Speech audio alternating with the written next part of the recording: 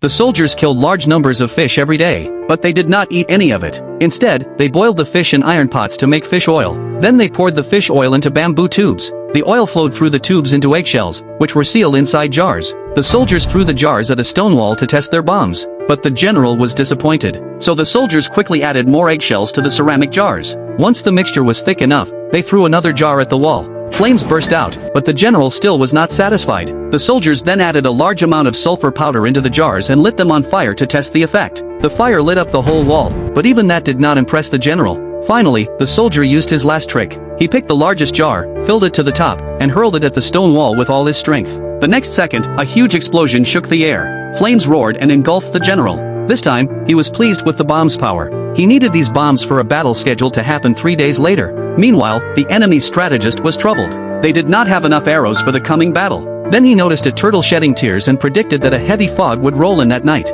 He immediately informed his commander and requested permission to borrow 100,000 arrows from the enemy. Though the commander found it strange, he allowed the strategist to prepare several fishing boats. The strategist had straw mats tied all around the boats. Then, under the cover of fog, they sailed to a spot less than 1 kilometer from the enemy's camp. To create the illusion of a large force, soldiers banged drums loudly throughout the night. Then, at the strategist's command, they launched thousands of arrows toward the enemy camp to provoke a counterattack. The enemy fell for the trick and launched a heavy wave of arrows in return. The enemy commanders thought their arrows would tear the boats and soldiers to pieces. In truth, the strategist was calmly sipping tea inside the cabin. Once the boats became heavy with arrows and started to tilt, he signaled the soldiers to turn the boats around. Covered in arrows, the boats sped back to camp. To complete the trick, he left one boat behind to make it look like they were retreating in defeat. The enemy mistook this for victory.